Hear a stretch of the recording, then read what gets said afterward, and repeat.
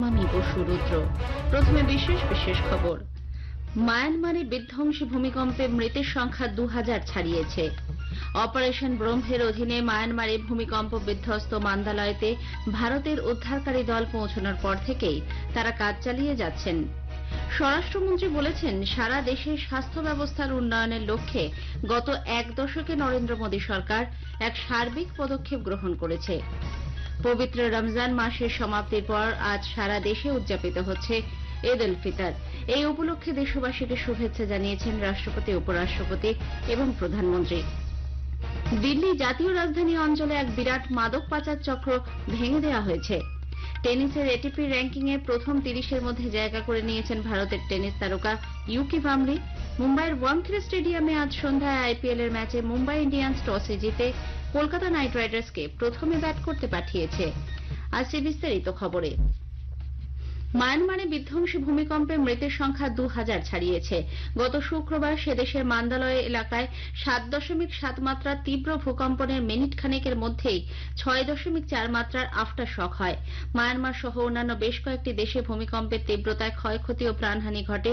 কম্পন টের পাওয়া যায় থাইল্যান্ড, ভিয়েতনাম, লাওস, দক্ষিণ পশ্চিম চীন এবং ভারতের একাধিক এলাকায়। মায়ানমারের সেনা সূত্রে খবর, 2056 জনের প্রাণহানি ছাড়াও এখনো পর্যন্ত এই ঘটনায় আহত হয়েছেন প্রায় 4000 মানুষ। 270 জন এখনো নিখোঁজ। এদিকে সেদেশে আজ 7 দিনের জাতীয় শোক ঘোষণা করা হয়েছে। প্রশাসনিক পরিষদের চেয়ারম্যান সিনিয়র জেনারেল মিন আউন লাইন জানিয়েছেন, এই সময় জাতীয় পতাকা অর্ধনমিত থাকবে। আজ সকাল পর্যন্ত 2.8 থেকে 7.5 মাত্রার কমপক্ষে 36 বার আফটার শক অনুভূত হয়। ভারত ছাড়াও রাশিয়া, চীন, থাইল্যান্ড, রাষ্ট্রসংঘ এবং সংযুক্ত আরব আমিরশাহী সহ বিভিন্ন দেশ থেকে আসছে ত্রাণ সহায়তা।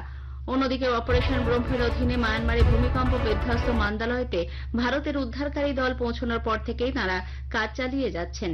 বিপর্যস্ত এলাকায় মানবিক সহায়তা পৌঁছে দেবার পাশাপাশি জীবিতদের সন্ধানে অভিযান চালাচ্ছেন তারা। ইয়াঙ্গনে ভারতের দূতাবাস সূত্রে জানানো হয়েছে, আরও ত্রাণ সহায়তা পৌঁছে দেওয়া হবে। মান্দালয়, নেপিতো, সাগাইন এবং বাগু সহ দুর্গত এলাকাগুলিতে সাহায্যের হাত বাড়িয়ে দিতে ভারত প্রতিশ্রুতিবদ্ধ। অন্যদিকে থাইল্যান্ডের রাজধানী ব্যাংককে ভূমিকম্পের জেরে কমপক্ষে 19 জন প্রাণ হারিয়েছেন, আহত 33। 75 জনের এখনো সন্ধান মেলেনি। ভূমিকম্পে ভেঙে পড়া নির্মীয়মান 30 তলা আবাসনের নিচে তারা চাপা পড়ে আছেন বলে আশঙ্কা। তাদের উদ্ধারে চালানো হচ্ছে অভিযান, তবে এখনো সেখানে প্রাণের সন্ধান মেলেনি। ফাটল ধরে যাওয়া বহুতলগুলি থেকে বাসিন্দাদের সরিয়ে নিয়ে যাওয়া হচ্ছে।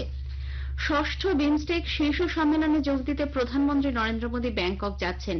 বিমস্টেক ও ভারত শীর্ষক বিশেষ আলোচনায় বিদেশ মন্ত্রকের প্রাক্তন সচিব পিনাক রঞ্জন চক্রবর্তীর সঙ্গে কথা বলেছেন কল্যাণ লাহা। আকাশবাণী কলকাতার সংবাদ বিভাগ প্রযোজিত অনুষ্ঠানটি শোনা যাবে 2রা এপ্রিল রাত 9:30টায় গীতাঞ্জলি 107 প্রচার তরঙ্গ ও ডিটিএইচ বাংলা এবং আকাশবাণী সংবাদ সোশ্যাল মিডিয়া প্ল্যাটফর্মে। বিদেশমন্ত্রী ডক্টর এস জয়শঙ্কর আজ নেদারল্যান্ডসের বিদেশমন্ত্রী ক্যাসপার ভেল্টক্যাম্পকে স্বাগত জানিয়েছেন। দুদিনের সফরে আজই নেদারল্যান্ডের বিদেশমন্ত্রী ভারতে পৌঁছন। এক্স হ্যান্ডেলের এক বার্তায় ডক্টর জয়শঙ্কর বলেন, সেদেশের বিদেশমন্ত্রী ক্যাসপার ভেল্টক্যাম্পের সঙ্গে আলোচনার জন্য তিনি উন্মুখ। উল্লেখ্য, সফরকালে ভেল্টক্যাম্প জয়শঙ্করের পাশাপাশি জাতীয় নিরাপত্তা উপদেষ্টা অজিত দোভালের সঙ্গে সাক্ষাৎ করবেন। স্বরাষ্ট্রমন্ত্রী অমিত শাহ বলেছেন, সারা দেশের স্বাস্থ্য ব্যবস্থা উন্নয়নের লক্ষ্যে গত এক দশকে নরেন্দ্র মোদী সরকার এক সার্বিক পদক্ষেপ গ্রহণ করেছে। স্বাস্থ্য পরিকাঠামো প্রাথমিক স্তর থেকে উন্নত হয়ে আধুনিক স্তরে পৌঁছেছে। হরিয়ানার হিসারে মহারাজ অগ্রসেন মেডিকেল কলেজ ক্যাম্পাসে আজ মহারাজা অগ্রসেনের মূর্তির উন্মোচন করে শ্রী শাহ ভাষণ দিচ্ছিলেন। একই সঙ্গে তিনি নবনির্মিত আইসিইউর উদ্বোধন ও স্নাতকোত্তর স্তরে পড়ুয়াদের জন্য আবাসনের ভিত্তিপ্রস্তর স্থাপন করেন। স্বরাষ্ট্রমন্ত্রী বলেন, 2013-14 সালে কেন্দ্রীয় সরকারের স্বাস্থ্য খাতে বাজেট ছিল 37,000 কোটি টাকা। 2025-26 যা বেড়ে দাঁড়িয়েছে 1,37,000 কোটি টাকা। স্বাস্থ্যক্ষেত্রে গৃহীত একাধিক পদক্ষেপের কথাও তুলে ধরেন তিনি।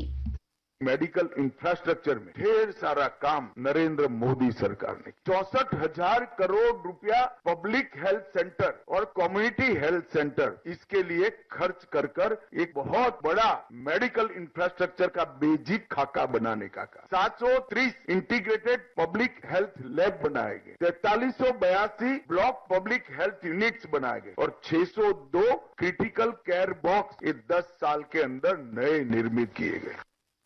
দিল্লির জাতীয় রাজধানী অঞ্চলে এক বিরাট মাদক পাচার চক্র ভেঙে দেওয়া হয়েছে বলে স্বরাষ্ট্রমন্ত্রী অমিত শাহ জানিয়েছেন। সামাজিক মাধ্যমের এক বার্তায় শ্রী শাহ বলেন, মাদক নিয়ন্ত্রণ ব্যুরো এনসিবি এবং দিল্লি পুলিশ যৌথ অভিযান চালিয়ে এই চক্রের সন্ধান পায়। উদ্ধার হয়েছে 27 কোটি টাকার বেশি মূল্যের মেথামফেটামাইন, এমডিএমএ এবং কোকেন। ঘটনায় 5 জনকে গ্রেপ্তার করা হয়েছে। এই বিরাট সাফল্যের জন্য শ্রী শাহ এনসিবি এবং দিল্লি পুলিশের প্রশংসা করেন। এদিকে পাঞ্জাব পুলিশ তরণ থেকে এক মাদক পাচারকারীকে গ্রেপ্তার করেছে। তার কাছ থেকে উদ্ধার হয়েছে 15 কেজি হেরোইন। ধৃতের সঙ্গে পাকিস্তান ও মার্কিন যুক্তরাষ্ট্র ভিত্তিক মাদক চক্রের যোগাযোগ রয়েছে বলে জানা গেছে। অমৃতসরের বাসিন্দা হর্ষপ্রীত সিং পাকিস্তান সীমান্ত লাগোয়া এলাকার মাঠ থেকে মাদক নিয়ে এসে পাচার করত বলে অভিযোগ। ড্রোনের মাধ্যমে মাদকগুলি এদেশে পাঠানো হতো বলে পাঞ্জাব পুলিশের মহানির্দেশক জানিয়েছেন। সংসদ বিষয়ক মন্ত্রী কিরেন রিজিজু ওয়াকফ সংশোধনী বিল নিয়ে বিরোধীদের বিভিন্ন মন্তব্য খারিজ করে দিয়েছেন। এ বিষয়ে বিরোধীরা সাধারণ মানুষকে বিভ্রান্ত করছেন বলে অভিযোগ করেন তিনি। কেরালার ক্যাথলিক বিশপ পর্ষদের পক্ষ থেকে ওয়াকফ সংশোধনী বিলের প্রতি সমর্থন জানিয়ে রাজ্যের সমস্ত সাংসদদের যে চিঠি দেওয়া হয়েছে, সেই প্রেক্ষিতে এক সাংবাদিক সম্মেলনে তিনি বলেন, বিলের বিরোধিতা করা প্রত্যেকের গণতান্ত্রিক অধিকার, কিন্তু এই বিরোধিতার মধ্যে সারবত্তা থাকা উচিত। वक्फ कानून के ऊपर में लगातार बदलाव भी किया गया है और वो कानून चलते रहा और इसको गैर संवैधानिक बताना, इससे बड़ा झूठ क्या हो सकता है। और ये देश संविधान से चलता है, कानून से चलता है, किसी का जमीन कैसे छीन सकता है। इस तरह का झूठे बातें करके लोगों को बरगलाने का काम करना ये तो ठीक नहीं है। এই খবর আপনারা শুনছেন আকাশবাণী থেকে। আমাদের সংবাদ শুনতে পাবেন ইউটিউব চ্যানেল আকাশবাণী সংবাদ বাংলা, ফেসবুক ও ইনস্টাগ্রাম আকাশবাণী সংবাদ কলকাতা এবং এক্স হ্যান্ডেল এআইআর নিউজ কলকাতাতে। পবিত্র রমজান মাসের সমাপ্তির পর আজ সারা দেশে উদযাপিত হচ্ছে ঈদ উল ফিতর। এই উপলক্ষে ঈদগাহ এবং মসজিদগুলিকে আলো দিয়ে সাজানো হয়েছে। সেখানেই চলে ঈদের নামাজ পাঠ। দিল্লি জামা মসজিদ, ফতেপুরি মসজিদ ও শাহী ঈদগাহের ঈদের মূল জমায়েত হয়। পবিত্র ঈদ উল ফিতর উপলক্ষে দেশবাসীকে শুভেচ্ছা জানিয়েছেন রাষ্ট্রপতি, উপরাষ্ট্রপতি এবং প্রধানমন্ত্রী। রাষ্ট্রপতি দ্রৌপদী মুর্মু বলেন, এই উৎসব ভ্রাতৃত্ববোধ এবং সহমর্মিতার চেতনাকে আরো শক্তিশালী করে। উপরাষ্ট্রপতি জগদীপ ধনখড় বলেছেন, ঈদ সাংস্কৃতিক বৈচিত্র্যকে শক্তিশালী করে তোলে। প্রধানমন্ত্রী নরেন্দ্র মোদী ঈদ উপলক্ষে দেশবাসীকে শুভেচ্ছা জানিয়ে বলেন, এই উৎসব সমাজে সম্প্রীতি ও দয়ার চেতনা বৃদ্ধি করবে। ইসরায়েলের সেনা আজ গাজার রাফার অধিকাংশ এলাকা খালি করে দেওয়ার নির্দেশ দিয়েছে। দক্ষিণ গাজা ভূখণ্ডে এই শহরে ইসরায়েলি সেনা অভিযান চালাতে পারে বলে মনে করা হচ্ছে। রাফার বাসিন্দাদের উপকূলবর্তী মুয়াসির ক্যাম্পের দিকে যেতে বলা হয়েছে। আজ ঈদ উল ফিতরের দিনই ইসরায়েলি সেনা এই নির্দেশ জারি করল। পাকিস্তানের আইন বলবৎকারী সংস্থাগুলিকে হাজার হাজার আফগান শরণার্থীদের গ্রেপ্তার করে নিজেদের দেশে পাঠিয়ে দেওয়ার নির্দেশ দেওয়া হয়েছে। আফগান নাগরিক কার্ডধারীদের পাকিস্তান ত্যাগ করার চূড়ান্ত সময়সীমা আজই শেষ হচ্ছে। স্থানীয় খবরে প্রকাশ, রাওয়ালপিন্ডি পুলিশের প্রধান রাওয়াল পাঠার ও সর্দার ডিভিশনের পুলিশ সুপারদের ওই এলাকায় বসবাসকারী আফগান অধিবাসীদের দেশে ফিরিয়ে দেওয়ার নির্দেশ দিয়েছেন। ইউরোপিয়ান তহবিল তছরূপের অভিযোগে ফ্রান্সের চরম দক্ষিণপন্থী নেত্রী মেরিন লে পেনকে আজ 4 বছরের কারাবাসের নির্দেশ দিয়েছে আদালত। পাশাপাশি তাকে 5 বছরের জন্য সরকারি দপ্তর থেকে বরখাস্ত করা হয়েছে। লে পেন ইউরোপিয়ান ইউনিয়ন ফান্ডের সংসদীয় অনুদান থেকে $30 লক্ষ বেশি অর্থ নিজের দল ন্যাশনাল র্যালি পার্টির সদস্যদের বেতন দিয়েছেন বলে অভিযোগ।